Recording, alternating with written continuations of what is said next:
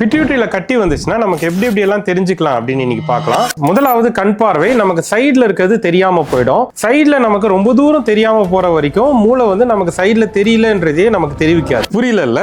நம்ம மூளை வந்து ரொம்ப பவர்ஃபுல்லானது. நமக்கு ரொம்ப தூரம் கண் பார்வை தெரியாம போற வரைக்குமே நமக்கு இருக்கிற கண் பார்வையை வச்சே அது வந்து முழுசா தெரியற மாதிரி ஒரு பிம்பத்தை கிரியேட் பண்ணிடும். அதனால நமக்கு ஆல்மோஸ்ட் வந்து டனல் விஷன், அதாவது ரொம்ப நேரோவான விஷன் இருக்கிற வரைக்குமே நமக்கு கண் பார்வை தெரியலங்கிறதே பேஷண்ட்டுக்கு வந்து தெரியாமலே இருக்கும். ரெண்டாவது ஹார்மோன்ஸ். போன வீடியோல சொன்ன மாதிரி எந்த ஹார்மோன் பாதிக்கப்படுதோ அந்த ஹார்மோனுடைய எஃபெக்ட் தெரியும். காமனா வர்றது வந்து ப்ரொலாக்டின். அதனால வந்து பால் சுரத்தல், குழந்தை பேர் இல்லாத போதும் பால் சுரத்தல் வந்து இருக்கலாம். இர்ரெகுலர் பீரியட்ஸ் இருக்கலாம். சில சமயம் குழந்தைகள்ல பீரியட்ஸே வராம ரொம்ப வருஷம் இருக்கலாம். இந்த FSH LH பாதிப்பு இருந்துச்சுன்னா மாதவிடாயில சேஞ்சஸ் இருக்கலாம். மாதவிடாய் வராமலே இருக்கலாம் சில பேருக்கு. தைராய்டு பிரச்சனைகளும் சில சமயம் பிட்யூட்டரியுடைய காசுனால வந்ததா இருக்கலாம். அதுக்கப்புறம் தலைவலி. பிட்யூட்டரி கிளாண்டுடைய பிரச்சனை முதல்ல தலைவலியா தான் வரும். அந்த பிட்யூட்டரி கிளாண்ட் கொஞ்சம் வளர்ந்த பிறகு தலைவலி வராமலே போயிடும். தலைவலி வந்து மறைஞ்ச பிறகுதான் நமக்கு கண் பார்வை பிரச்சனைகள் வரும். மறுபடியும் இந்த கட்டி ரொம்ப பெருசான பிறகுதான் நமக்கு தலைவலியே வர ஆரம்பிக்கும். இதுதான் நார்மலா பிட்யூட்டரி கிளாண்ட்ல வரக்கூடிய தலைவலியுடைய தன்மை.